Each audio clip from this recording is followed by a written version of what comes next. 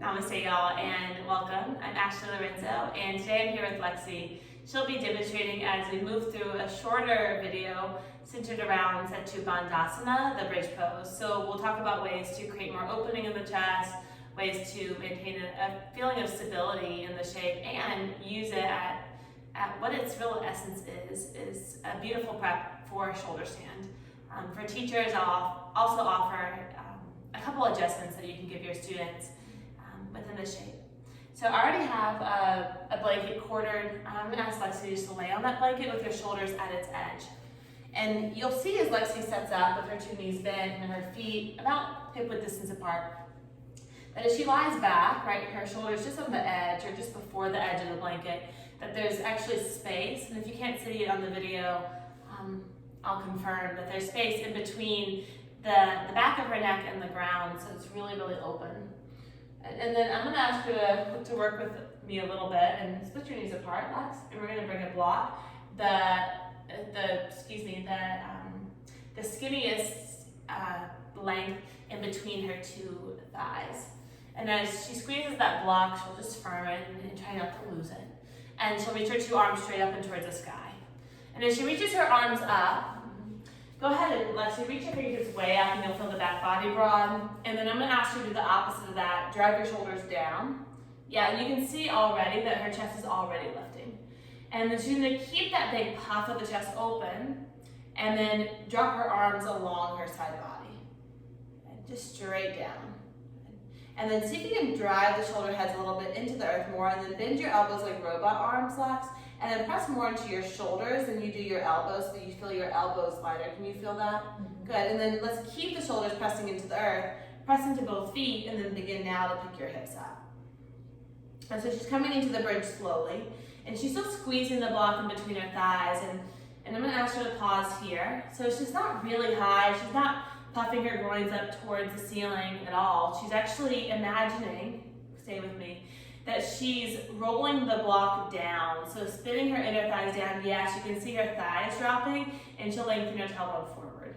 And now press your shoulder heads a little bit into the earth more, and then go ahead and just grab hold of the edges of your mat. And this is a really lovely variation for most practitioners, so that rather than walking the shoulder blades together, you want to keep the shoulder blades wide, and then just roll the upper outer arm bones down. And I'm going to give her an assist, and this is a lovely one you can do with your students if you're very, very comfortable with them, as I am with Lexi. We know each other very well. So I'm going to come forward of her, and then I'm going to actually grab almost underneath the base of her neck, so like that C7 bone, and I'm going to draw it up.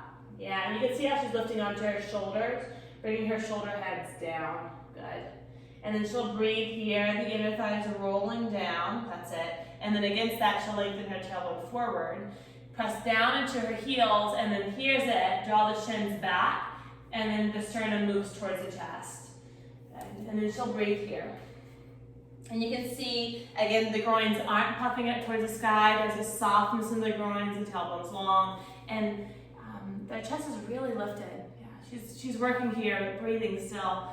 And so we want to think of the bridge really as the space underneath that C7 bone, the shoulders, like the feet of the bridge. So that C7's lifted, and almost like a little waterway could flow under that area. Now take a fuller breath in, Lex, and I'm going to release the block and just roll all the way down and rest for me for just a moment or 2. So she rolls down, she'll just let the hips release and bring your feet wide, let the knees knock in for just a moment, the low back relaxing. And we're going to go back into it, and again, keeping those actions in mind, the inner thighs rolling down, the thighs relaxed, the tailbone long. She'll come back into the bridge pose, and so arms along her side now. She'll press into her feet, and she'll go slowly, rolling the hips up, the spine up, and as she'll press more weight into her shoulders, as if she could send, the heads of her shoulders down and into the floor. Good. And then if she wants, she'll interlace the fingers without locking the elbows.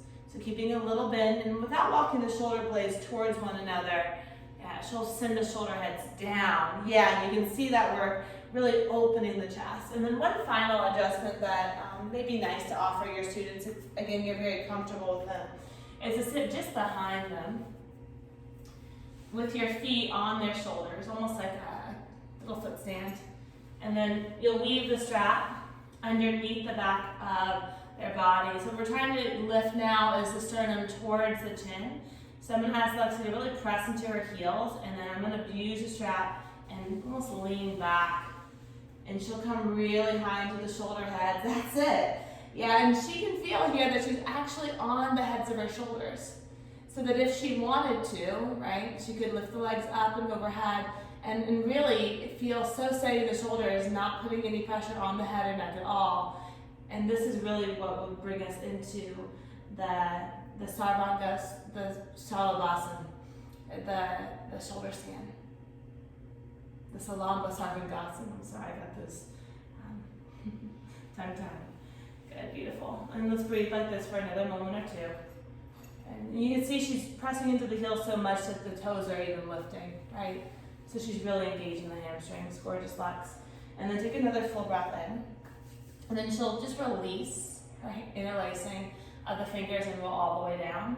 And this is a really, really lovely thing to offer to your students, and especially if they're on the blanket. I'm going to ask Lexi to do this. Go ahead and scoot back off of the blanket, Lexi. Yeah, so towards the back of your mat. And then you'll come into like a soft cactus shape with the two arms, and it's like a modified Matsyasana. And it should feel really sweet, right? Even after shoulder stand, after bridge, the prep for, right? Just to allow the back body to really release, and there's that dropping and receding into the earth. Maybe even the knees knock in. So hopefully you found this video insightful. Again, just remembering to really engage the hamstrings in the bridge, to not puff the groins, to let the inner thighs roll down so you're creating length in the spine. And then as you send your shins back, you allow the chest to lift up towards the chin. The shoulders drive into the earth, the feet drive into the earth, and the bridge is that C7 bone, the base of the cervical spine, really lifting up, giving freedom, space, opening into your Setu-Bhandasana. All right, thank you so much. And of course, if you have any questions, feel free to leave a comment below or subscribe to the channel for other videos like this soon. Thank you, and namaste.